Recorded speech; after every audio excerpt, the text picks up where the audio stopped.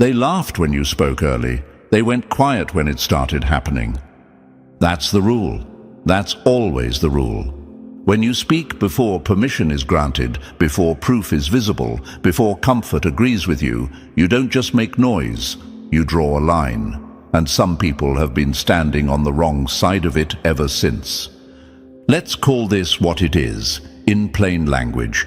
You said it out loud before they were ready to hear it, and now reality is backing you up.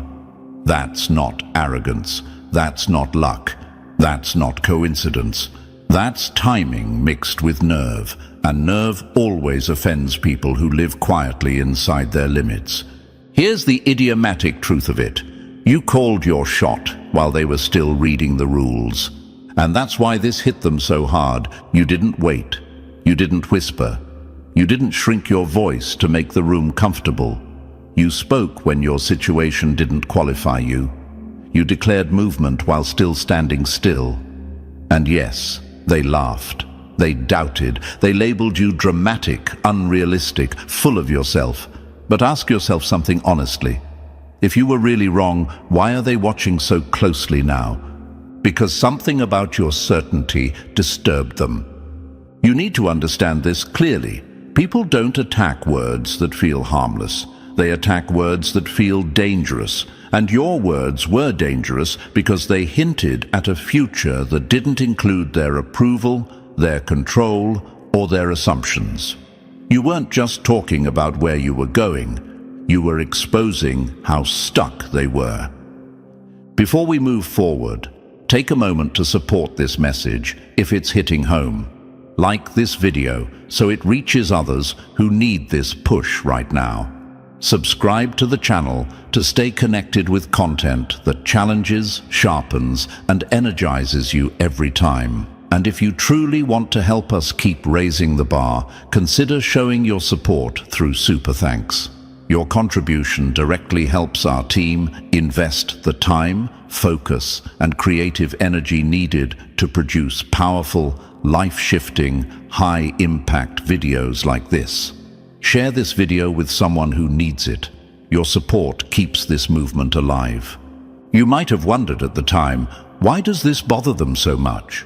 You weren't insulting anyone. You weren't threatening anyone. You were just speaking your truth.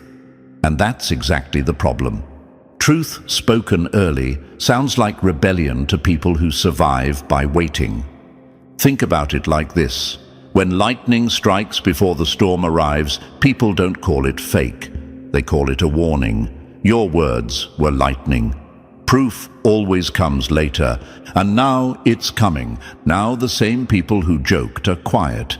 The same ones who questioned your confidence are suddenly studying your progress. The same ones who said, "Be realistic," are pretending they always knew you had potential. That's not growth on their part.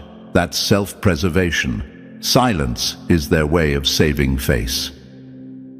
Let me answer the questions you didn't say out loud, but definitely felt. Was I wrong to speak before I had evidence? Number evidence follows movement. It never leads it. Did I expose myself too early? No. You exposed the gap between who you were becoming and who they assumed you'd stay. Why did it feel lonely after I spoke? Because speaking early separates you from people who need consensus to move. Here's the part nobody tells you. Being chosen doesn't feel special at first. It feels isolating. It feels like carrying a secret you're not allowed to explain yet. It feels like knowing the ending of a movie while everyone else is still doubting the plot. And when you talk about it, they think you're spoiling something that hasn't even started. What they don't realize is, for you, it already has. You weren't predicting. You were recognizing. You weren't bragging. You were declaring escape. You weren't early. You were aligned. And alignment is threatening. Because once someone proves they can speak first and arrive later, the entire excuse system collapses. Waiting loses its power. Fear gets exposed. Comfort looks cowardly, and that's why your voice bothered them. You didn't just talk about change, you moved before it was fashionable. Now here's where this turns into fuel. Every side eye, every joke, every dismissive comment didn't slow you down. It sharpened you. It forced you to stand alone with your conviction.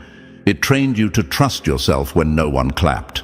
And that's why now, when things are lining up, it feels surreal to them and inevitable to you. They're shocked because they only believe what they see. You're calm because you already knew. So if you're watching this thinking, why does it feel like this message is aimed directly at me? It's because it is. This isn't about hype. This is about recognition. You're not crazy for speaking early. You're not wrong for believing ahead of time. You're not reckless for refusing to stay silent. You're just ahead. And the truth is simple and brutal. The people who mocked your words were never prepared to compete with your follow-through. So don't explain yourself now. Don't soften your tone. Don't downplay what's unfolding to make anyone comfortable. Let reality finish the sentence you started. Because the loudest response to doubt has always been results, and yours are already speaking. Before we move any further, pause for a moment and reflect. If this title speaks to you, it's not by accident. You spoke early. You believed before proof. And now you're watching things line up in ways that feel unreal. That kind of experience stays heavy in the chest when it's kept silent. So don't keep it locked inside. Use the comments to say what you once said out loud and were doubted for. Write the goal, the vision, the moment you spoke too soon. This space is for people who trusted themselves early. Your words matter. Speak them again, this time with confidence. Number 1. You spoke early because you were already ahead of your life. You heard the signal before the world heard the sound. They didn't doubt you because you were wrong. They doubted you because you were early, and early looks like madness to people who move late. Listen carefully, because this is where most people get it twisted. You didn't wake up one day and randomly decide to speak boldly. You didn't flip a coin and start saying things that didn't match your situation. What happened was far more precise, far more unsettling to others, and far more powerful than coincidence. You picked up on a signal long before it became noise. And when you spoke, you weren't guessing, you were responding. Here's the part that hits hard.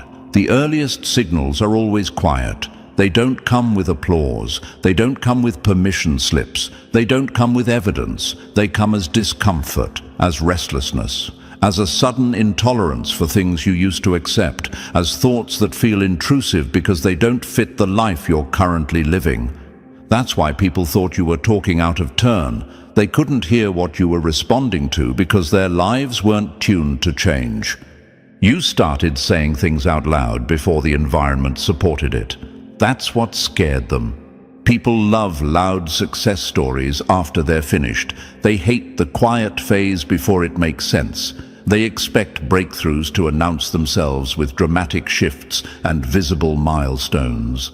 But real change doesn't knock, it sneaks. It starts rearranging your inner world before touching anything external. And when that inner shift happens, silence becomes impossible. You speak because staying quiet feels dishonest. That's what they mistook for arrogance. Ask yourself honestly, why did it feel urgent to speak? Why did holding it in feel heavier than the risk of being laughed at? Because once you hear the signal, pretending you didn't is unbearable. It's like smelling smoke before a fire breaks out. You're not crazy for reacting early. You're alert. But here's where it turns into a problem for them. When you spoke, it disrupted the timeline they had assigned to you. You weren't supposed to sound certain yet. You weren't supposed to claim direction without proof. You weren't supposed to talk like someone who already knows how the story ends. And that's why they reacted the way they did. Not because you were confusing, but because you were clear in a way that didn't match their expectations. They heard confidence where they expected doubt. They heard movement where they expected patience. They heard certainty where they needed excuses. And that's threatening. Because if someone can sense where they're going before they arrive, then all the rules about waiting, settling, and staying quiet start to fall apart. Your voice challenged the idea that people must suffer visibly before they're allowed to speak boldly. And people who rely on that rule feel exposed when it breaks. You weren't trying to convince anyone. That's the part they still don't understand. You weren't recruiting believers. You were responding to an internal shift that made silence impossible. The words came out because something had already changed. Not around you, but within you. That's why your tone was different. That's why your timing felt off to them. That's why they said, "Why are you talking like that already?" Because they didn't feel what you felt. Their lives were static. Their thinking was familiar.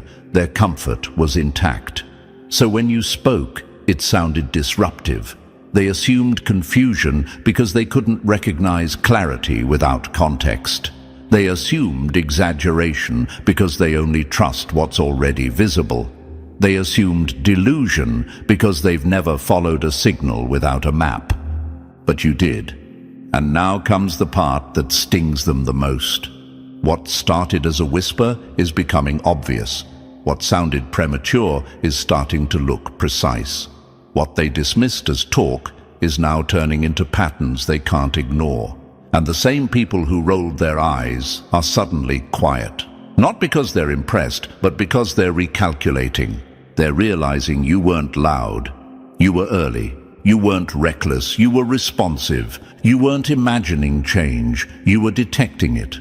Think of it like this. Earthquakes are detected before buildings collapse. Storms are tracked before clouds darken the sky. Early warnings don't look dramatic. They look unnecessary until they're proven right. And by then, it's too late to deny them. That's what your words were. An early warning of movement. So if you're asking yourself now, why did it feel so lonely after I spoke? It's because people distance themselves from signals they don't understand. If you're wondering, why did they try to make me feel foolish? It's because dismissing you was easier than admitting they missed something. And if you're thinking, why does this feel validating now that things are unfolding? It's because validation always arrives late. Recognition trails reality. Here's the truth they don't want to say out loud. You heard it before they did, and now they're hearing it through results. And that's the kind of silence you don't argue with. So don't second-guess that moment when you spoke. Don't rewrite it as impulsive or premature.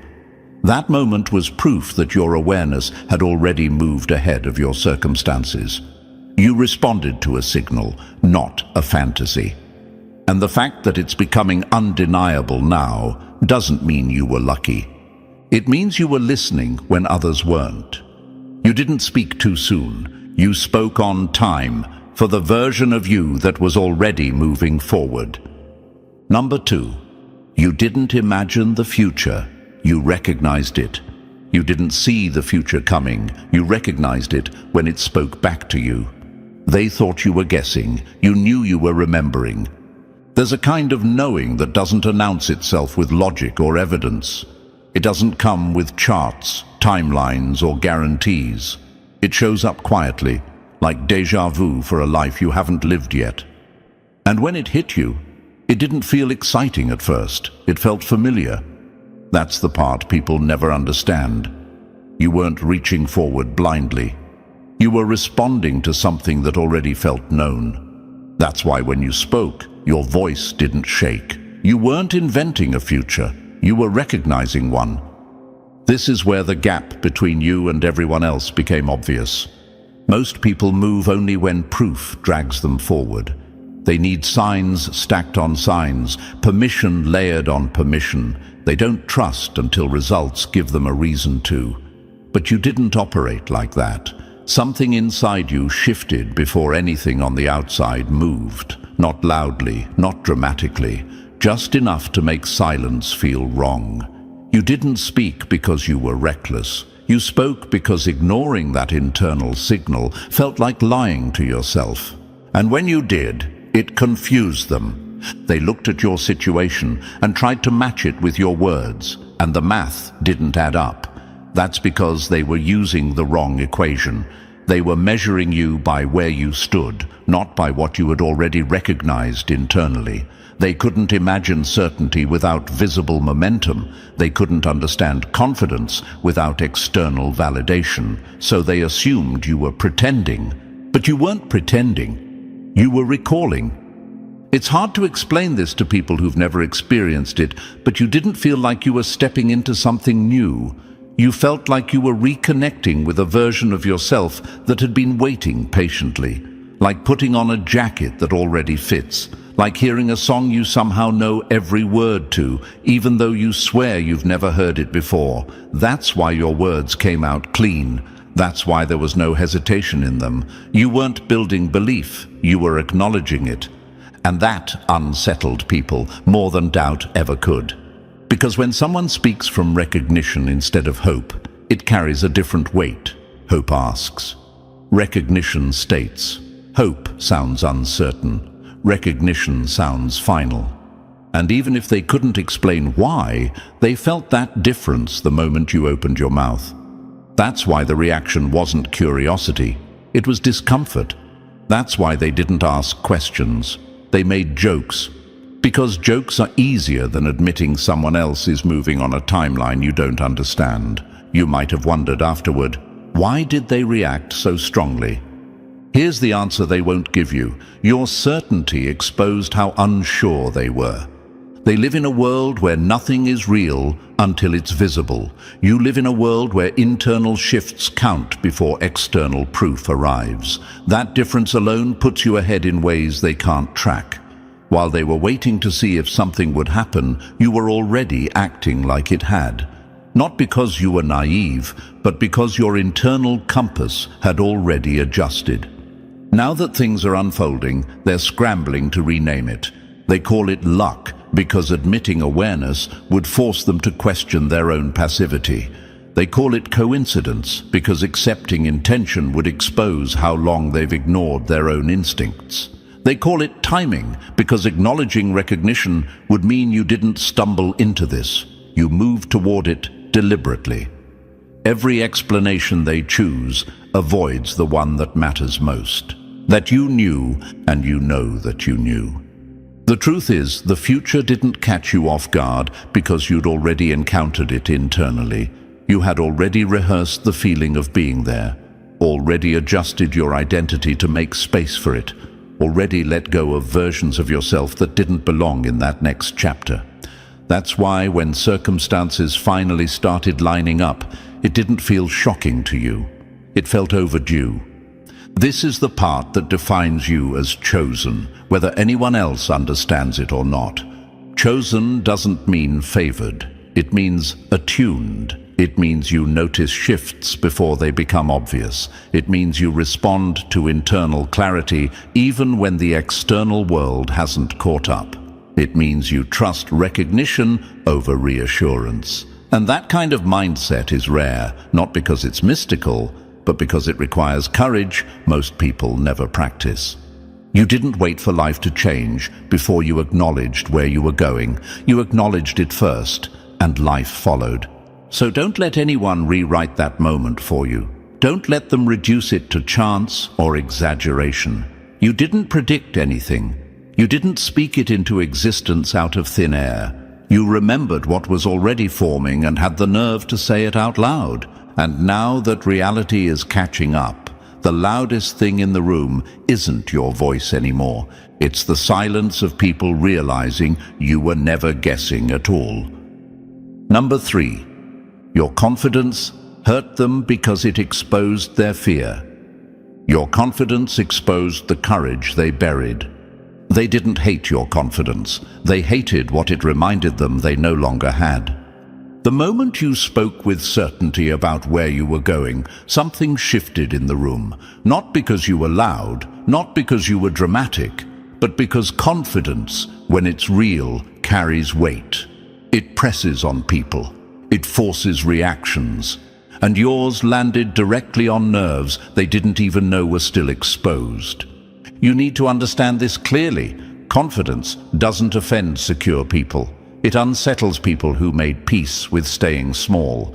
When you spoke, you didn't attack anyone. You didn't criticize their life. You didn't tell them what to do. All you did was state your direction. And somehow that was enough to trigger eye rolls, sarcasm, jokes, and dismissal. That wasn't random. That was defense. Because your certainty quietly highlighted something uncomfortable, the gap between who they once wanted to be and who they decided to settle as. Your confidence acted like a mirror they never asked for. Most people don't lack intelligence or talent. They lack nerve. They lack the willingness to stand behind their own desires before they're validated. They wait for proof. They wait for permission. They wait for conditions to be perfect. And over time, waiting becomes a habit that turns into an identity. So when someone like you speaks boldly without those conditions, it disrupts the story they've been telling themselves to stay comfortable. You didn't just say, "This is where I'm going." What they heard was, "It's possible." And possibility is dangerous to someone who's already given up. That's why the reaction wasn't curiosity. It was mockery. Laughter is one of the easiest ways to disguise regret. Jokes are shields. Dismissiveness is armor. They weren't laughing at your vision. They were laughing to keep from confronting the fact that they stopped believing in their own. Ask yourself this: if what you said was truly ridiculous, why did it bother them? If your confidence was meaningless, why did it stick in their memory? People don't get irritated by things they genuinely don't care about. They get irritated when something hits close to home. And yours did.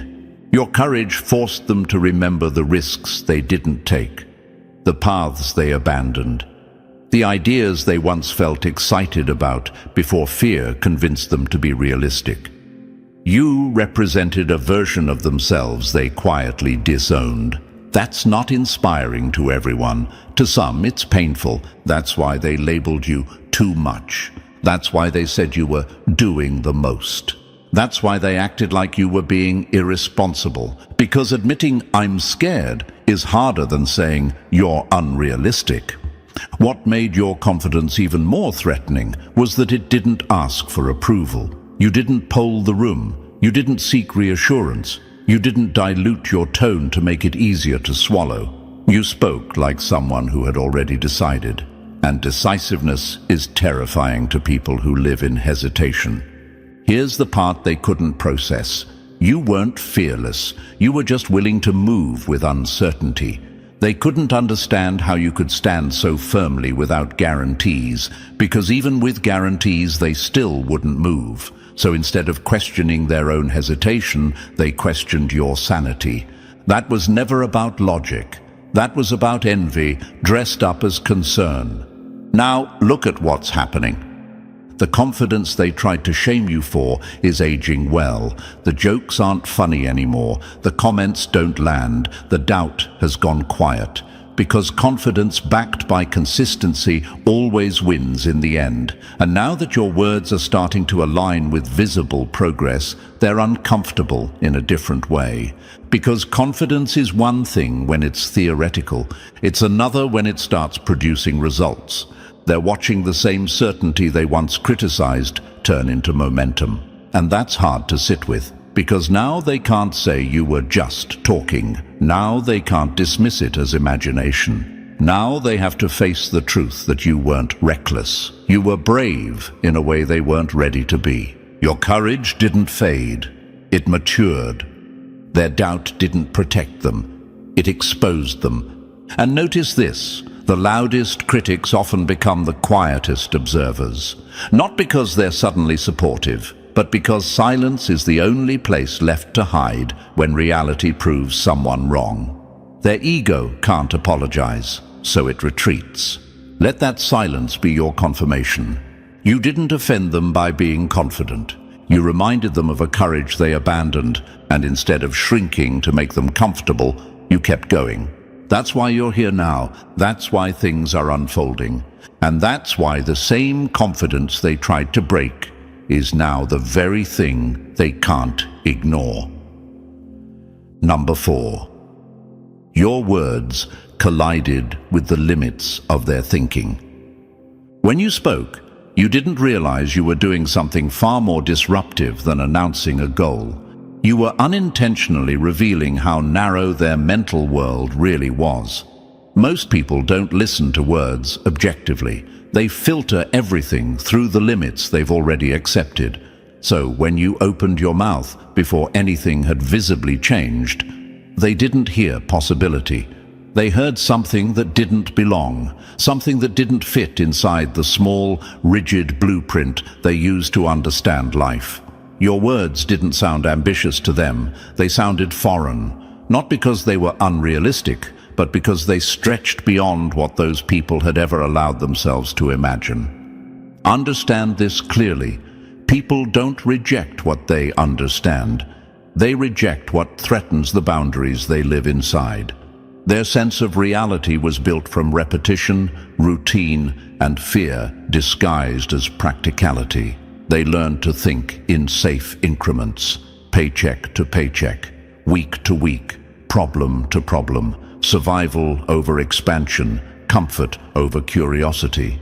So when you spoke about outcomes that didn't match your current position, they didn't question your logic, they questioned your sanity, because to them, reality is only what has already happened. You weren't trying to challenge anyone. That's the irony. You weren't standing on a stage trying to shock or dominate the room. You were simply expressing what felt obvious to you. And that's what made it unbearable for them. Your certainty was quiet, but it cut deep. You didn't raise your voice, yet it echoed. You didn't argue, yet it unsettled them. Because vision doesn't need volume to be threatening. It only needs contrast. And your vision stood in sharp contrast to the small, repetitive thinking they had mistaken for wisdom. Most people don't imagine futures. They recycle pasts. They don't ask what could be. They obsess over what has been. Their thinking is shaped by what failed before, what hurt before, what didn't work last time. So when you spoke about what was coming, they labeled it arrogance. They called it unrealistic. They whispered delusion. But what they were really feeling was exposure. You accidentally showed them that their idea of normal was just a ceiling they never tried to break. And here's what stung the most. You didn't look extraordinary to them. You looked familiar, ordinary, someone they thought they had already figured out. So when extraordinary words came out of a familiar mouth, it disrupted the hierarchy in their minds. It forced them to confront a terrifying possibility that maybe the limits they accepted weren't universal. Maybe they were self-imposed. Maybe the difference between you and them wasn't talent or luck, but the willingness to imagine without permission. That's why your words lingered. That's why they replayed them later, even after laughing. Because once a bigger picture is introduced, it can't be unseen. You weren't just talking about your future. You were holding up a mirror to the size of their thinking, and they didn't like what they saw. You reflected a version of reality they had refused to consider, and that reflection was enough to make them defensive. Now that things are unfolding, the discomfort has shifted. Before, they could dismiss your words because there was no proof. Now, proof is creeping in quietly.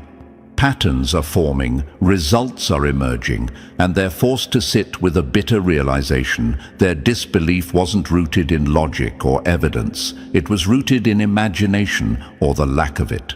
They couldn't see what you described because they had never trained themselves to look that far ahead.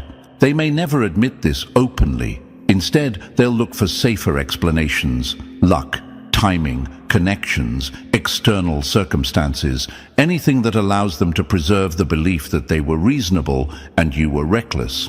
But deep down, they know the truth. You didn't outperform them with intelligence. You didn't overpower them with resources. You outpaced them with vision. You dared to project a future that didn't yet exist while they were still measuring life by what already happened. That's why your early words mattered. They weren't just statements, they were illumination. They cast light into a room that had been dim for too long. And light doesn't argue with darkness, it exposes it. You didn't reveal your limits, you revealed theirs. You showed, without trying, that imagination can be either a cage or a key. They chose the cage, you chose the key. And now, as reality bends toward what you once said out loud, that difference is impossible to ignore. Number 5. They doubted you because your growth was invisible. They didn't believe you because they were looking at the wrong version of you. When you spoke with certainty, they measured your words against who you used to be, not who you were becoming. They saw the familiar habits, the old environment, the surface-level routine, and assumed nothing significant could be happening underneath. What they never considered is that real change doesn't announce itself. It doesn't post updates. It doesn't ask for witnesses. It works quietly, in isolation, in moments no one thinks to pay attention to. While they were comfortable with the version of you they understood, you were already dismantling it piece by piece in private. Most of your real progress happened when no one was watching. The late nights when you chose focus over comfort. The internal arguments where you had to talk yourself out of quitting. The discipline you built when motivation wasn't present. The thoughts you rewired, the standards you raised, the limits you refused to accept anymore. None of that was visible, and because it wasn't visible, they assumed it didn't exist. That's how people misjudge growth. They confuse silence with stagnation. They confuse patience with weakness. They confuse preparation with delay. So when you spoke about what was coming, it sounded unrealistic to them, not because it was wrong, but because it didn't match the outdated picture they had of you. Here's the part that matters. Your words weren't based on hope. They were based on work. You didn't declare a direction randomly. You declared it because you could feel the internal shift solidifying. Your mindset wasn't the same. Your tolerance for distractions wasn't the same. Your self-respect wasn't the same. And once that internal foundation is laid, outcomes stop being hypothetical. They become inevitable. But people who only believe in what they can immediately observe don't understand that process. They need visible results before they respect internal change. You didn't wait for that permission. You spoke from the inside out, and that made them uncomfortable. Their disbelief was never personal. It was perceptual. They were judging with limited data. They saw yesterday's version of you and assumed tomorrow would look the same. That assumption made them confident enough to doubt you out loud. They didn't know that while they were forming opinions, you were forming habits. While they were talking, you were adjusting your thinking. While they were watching the surface, you were rebuilding the structure. That's why the gap between what you said and what they believed felt so wide at the time. They were missing the middle of the story entirely. Now that things are unfolding, they're forced to confront that blind spot. They're watching the results show up and trying to connect dots they never saw being placed.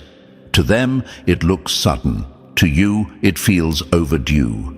What they call a surprise is simply the moment your internal work became impossible to ignore. Your growth didn't start when the results appeared. It started long before, in silence, without validation, without applause. The only difference now is that the evidence has caught up with the effort. And when that happens, doubt has nowhere to hide. This is where their judgment collapses. The same people who questioned your confidence are now questioning their assumptions. The same ones who thought you were exaggerating are now watching you operate at a level they didn't think you were capable of. Not because you changed overnight, but because they never noticed the gradual transformation happening right in front of them. Their disbelief looks foolish now because it was rooted in a shallow understanding of growth. They underestimated you because they underestimated the power of unseen effort. The truth is simple and sharp. Reality was never confused by your words. Reality responds to preparation, not opinions. While they were doubting, life was adjusting. While they were dismissing you, momentum was building. You didn't speak too soon to reality. You spoke exactly when the internal work had reached a point of no return. The only people who felt it was premature were the ones who couldn't see the foundation being laid. So if you ever questioned whether you moved too fast or spoke too boldly, let this settle it. You weren't ahead of your progress. You were ahead of their perception. And now that what was invisible has become undeniable, your growth is no longer a private victory. It's a public statement. They doubted what they couldn't see. But nothing can stop what was built in silence, with intention and without their approval. Number 6. You weren't arrogant, you were done. Being small. They didn't believe you because they were looking at the wrong version of you. When you spoke with certainty, they measured your words against who you used to be, not who you were becoming. They saw the familiar habits, the old environment, the surface-level routine, and assumed nothing significant could be happening underneath. What they never considered is that real change doesn't announce itself. It doesn't post updates. It doesn't ask for witnesses. It works quietly, in isolation, in moments no one thinks to pay attention to. While they were comfortable with the version of you they understood, you were already dismantling it piece by piece in private. Most of your real progress happened when no one was watching. The late nights when you chose focus over comfort. The internal arguments where you had to talk yourself out of quitting. The discipline you built when motivation wasn't present. The thoughts you rewired. The standards you raised. The limits you refused to accept anymore. None of that was visible, and because it wasn't visible, they assumed it didn't exist. That's how people misjudge growth. They confuse silence with stagnation. They confuse patience with weakness. They confuse preparation with delay. So when you spoke about what was coming, it sounded unrealistic to them, not because it was wrong, but because it didn't match the outdated picture they had of you. Here's the part that matters. Your words weren't based on hope. They were based on work. You didn't declare a direction randomly. You declared it because you could feel the internal shift solidifying. Your mindset wasn't the same. Your tolerance for distractions wasn't the same. Your self-respect wasn't the same. And once that internal foundation is laid, outcomes stop being hypothetical. They become inevitable. But people who only believe in what they can immediately observe don't understand that process. They need visible results before they respect internal change.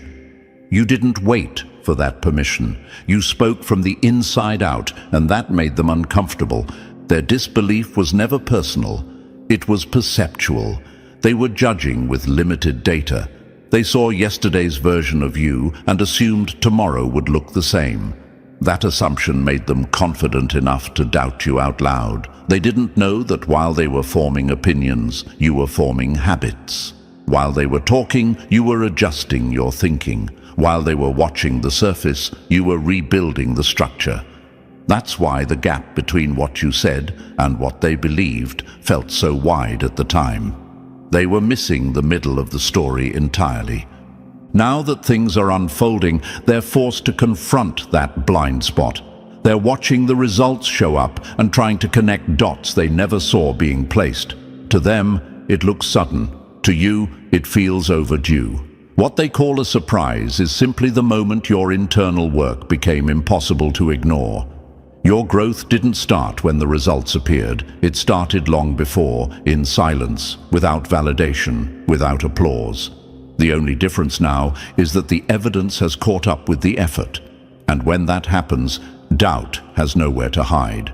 This is where their judgment collapses. The same people who questioned your confidence are now questioning their assumptions. The same ones who thought you were exaggerating are now watching you operate at a level they didn't think you were capable of. Not because you changed overnight, but because they never noticed the gradual transformation happening right in front of them. Their disbelief looks foolish now because it was rooted in a shallow understanding of growth. They underestimated you because they underestimated the power of unseen effort. The truth is simple and sharp. Reality was never confused by your words. Reality responds to preparation, not opinions. While they were doubting, life was adjusting. While they were dismissing you, momentum was building. You didn't speak too soon to reality. You spoke exactly when the internal work had reached a point of no return. The only people who felt it was premature were the ones who couldn't see the foundation being laid. So if you ever questioned whether you moved too fast or spoke too boldly, let this settle it. You weren't ahead of your progress. You were ahead of their perception. And now that what was invisible has become undeniable, your growth is no longer a private victory. It's a public statement. They doubted what they couldn't see, but nothing can stop what was built in silence, with intention and without their approval. Number 7. Speaking early, tested. Whether you'd fold under pressure. You didn't realize it at the time, but the moment you spoke before anything showed up, you stepped onto a testing ground. Not a public one, not something announced. A quiet test designed to see whether you would stand by your own words when nothing around you supported them. Most people only speak once reality gives them permission. You spoke without permission, and that alone triggered a trial you never signed up for consciously, but passed anyway. Here's the part that separates you from everyone else. Your words weren't judged by the outside world first. They were judged by pressure, the delay, the silence, the lack of confirmation, the sideways looks, the subtle mocking. All of it existed for one reason, to see if you would retract, soften, or walk it back. Because saying something once is easy. Standing by it when nothing changes is rare. Every time someone questioned you, that was the test tightening. Every time passed and nothing happened, that was the test deepening. Every moment you wondered, did I say too much? Did I move too fast? Should I stop talking like this? That was the real checkpoint. Not whether you'd succeed, but whether you'd stay consistent without reassurance. Most people fail here, not because they lack ability, but because they need feedback to continue. They need applause, they need signs, they need proof to keep believing. You didn't get any of that. You got resistance instead, and that's intentional, because belief that only survives with evidence isn't belief. It's agreement. What you demonstrated was something far rarer, conviction that doesn't negotiate with circumstances. Think about how easy it would have been to edit yourself, to joke your words away, to say, I didn't mean it like that, to retreat into something safer, quieter, more acceptable. But you didn't, even when doubt showed up dressed as being realistic. Even when people tried to make you feel like confidence without results was irresponsible. You held the line, not loudly, not defensively, quietly. And that quiet resistance is what most people never see. You weren't being stubborn, you were being measured. Because the real test was never about whether what you said would come true. It was about whether you would abandon your own certainty under pressure, whether you'd let other people's comfort rewrite your internal compass, whether delay would turn you against yourself. And it didn't. You stayed anchored while everything around you stayed the same. That's why this hits differently now. The ones who doubted you thought they were watching someone talk too much. What they were actually watching was someone being evaluated, not by them, but by the weight of time. And time always exposes who was serious and who was just speaking. Your strength didn't show up in loud moments. It showed up in restraint, in consistency, in continuing to move as if what you said was already decided, even when no one else believed it. That's why the outcome feels earned now, not lucky, not random, earned. And notice this, your early victory wasn't visible. There was no celebration when you passed the test, no announcement, no external confirmation. The reward came later. First came alignment, then patience, then endurance. Only after that did reality begin to respond. That's how you know this wasn't coincidence. Coincidence doesn't require discipline. This did. Now everything looks obvious from the outside. People act like it makes sense now, like it was inevitable, but they weren't there during the quiet phase. They didn't feel the tension of holding belief without evidence. They didn't experience the discomfort of being early with no backup. That's why their reactions don't matter now. They were never part of the test. You passed when no one was watching. You held your ground when retreat would have been easier. You stayed consistent when silence tried to make you doubt yourself. And that's why what's happening now feels different. Because it didn't start when results showed up. It started when you refused to back down. So if you're looking at your life now and thinking, this feels unreal, remember this: the hardest part already happened. You proved yourself before the proof arrived. You passed the test long before anyone noticed. And what's unfolding now isn't a surprise. It's a delayed confirmation. You didn't speak too soon. You were being tested, and you didn't fail. Number 8. Their doubt came from losing control, not logic. When you spoke before the evidence showed up, it didn't just surprise people, it disturbed them. Not because your words were reckless, but because they introduced movement into a space where others depended on stability. Their disbelief had nothing to do with you being wrong. It had everything to do with the fact that you stepped outside a script they were comfortable with. You claimed direction before permission. You spoke certainty before consensus. And that shook the sense of order they rely on to feel safe. What most people don't admit is this: control is their comfort.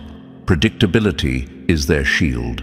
When you spoke boldly without waiting for visible change, you disrupted both. Your confidence created a crack in the illusion that life only moves when everyone agrees it should. Even if they couldn't explain it, they felt something shift. And when people feel a shift they can't manage, they react with skepticism, mockery, or dismissal. Not because they've analyzed your situation carefully, but because they're responding emotionally to the loss of influence. They weren't judging the realism of your goals. They were reacting to the fact that someone else had taken ownership of a future they couldn't supervise. You didn't ask for approval. You didn't wait for validation. You spoke like someone who had already decided. And that's what made them uneasy. Your words exposed something they try to hide from themselves: how hesitant they've been, how long they've waited, how many chances they postponed because acting felt risky. People project when they feel threatened. They label boldness as foolishness. They call confidence premature. They dismiss clarity as arrogance, not because those labels fit, but because it's easier than admitting they've been standing still. Your certainty didn't just stand out, it highlighted the gap between action and avoidance. And instead of facing that gap, they tried to minimize you.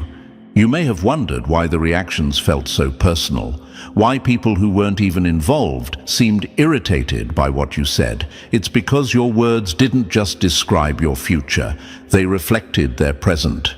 When you declared movement, it forced them to confront their own stagnation. When you spoke belief, it revealed their doubt. When you claimed possibility, it exposed the limits they've accepted as permanent. That kind of exposure makes people defensive. The truth is, people rarely argue with what they can control. They argue with what reminds them they're not in control. And your early declaration was a reminder that life doesn't wait for comfort, consensus, or permission. You moved in a direction they hadn't prepared for, and that alone was enough to unsettle them. Not because your success was guaranteed, but because it was no longer theirs to influence. Now that what you spoke is beginning to show up in real ways, the discomfort has shifted. Doubt no longer fits. Mockery no longer works. Dismissal feels dishonest. They're watching something unfold that they once tried to shut down with words. And the irony is sharp. The confidence they criticized is now the very thing proving them wrong. They can't stop it. They can't reframe it. They can't explain it away. Your progress exists outside their control, and that's what forces silence. not admiration, not acceptance, resignation. They're realizing that their opinions never mattered as much as they thought. Your path was never dependent on their understanding. What you said wasn't exaggerated, it was accurate ahead of schedule. What they called premature was simply beyond their awareness. Your declarations weren't about ego, they were about direction. You spoke from a place that had already moved on, while they were still trying to hold the balance exactly where it was. The real lesson here is simple and uncomfortable. Disbelief almost never measures your potential. It measures someone else's fear of change. It reveals how tightly they cling to what they can predict and govern. Your early words didn't threaten reality, they threatened control. And control always pushes back before it collapses. So don't rewrite the past to make anyone else comfortable. Don't soften what you knew to spare their feelings. You weren't ahead by accident. You weren't bold without reason. You spoke because something had already shifted, and now that shift is visible whether they like it or not. You didn't speak too soon, they just weren't ready to lose control. Number 9. You claimed more. Because settling started to suffocate you. You spoke early because the version of you back then already refused to accept less. You didn't speak early because you were impatient. You spoke early because a deeper version of you had already reached a conclusion the outside world hadn't caught up to yet. Long before results showed up, long before circumstances shifted, long before anyone else noticed anything different, something inside you had already drawn a line. That line said, "This isn't enough anymore." And once that realization takes hold, silence becomes impossible. You can't unknow what you know. You can't unsee your own value once you finally recognize it. Even during the periods when life felt messy, unfair, or stalled, there was a quiet resistance inside you that refused to settle. You may not have had proof. You may not have had leverage. You may not have had external validation. But you had something far more dangerous to people who live by appearances. You had self-recognition. And when you spoke about your future, it wasn't fantasy. It was the echo of a decision already made internally. You weren't announcing a wish. You were verbalizing an internal verdict. That's what people missed. They thought you were trying to hype yourself up. They thought you were forcing confidence you hadn't earned yet. But what they couldn't see was that you had already outgrown the version of yourself they were still referencing. While they were judging you based on what was visible, you were operating based on what was inevitable. You weren't pretending to be ready. You were done pretending to be small. Most people wait for permission before they acknowledge their worth. They wait for titles, money, approval, or applause to tell them who they are allowed to become. You didn't. You recognized your value before the scoreboard changed. And that alone separates you from the crowd. Because once you internally accept that you deserve more, staying quiet feels like betrayal. Speaking early wasn't a gamble. It was alignment between who you knew you were and what your life hadn't reflected yet. This is why they struggled to understand you. They only measure worth by outcomes. They only trust what can be seen, counted, or verified. When they saw delays, resistance, or struggle, they assumed limitation. They thought your current position defined your ceiling. But you weren't living inside that framework. You were moving according to an internal compass that had already recalibrated. You weren't asking life if something better was possible. You had already decided it was required. And yes, to them, it looked premature. It looked like you were talking ahead of yourself. But that's only because they didn't witness the internal work. They didn't feel the quiet shift in standards. They didn't experience the growing intolerance for staying where you were. They didn't sit with the realization that the old version of you had expired. All they heard were the words. They didn't hear the years of internal preparation behind them. Now that things are unfolding, they're forced into an uncomfortable position. They can see the results, but they still don't understand the process. They see the movement, but not the moment you decided you were done settling. They see confidence now, but not the endurance it took to hold that belief when nothing supported it.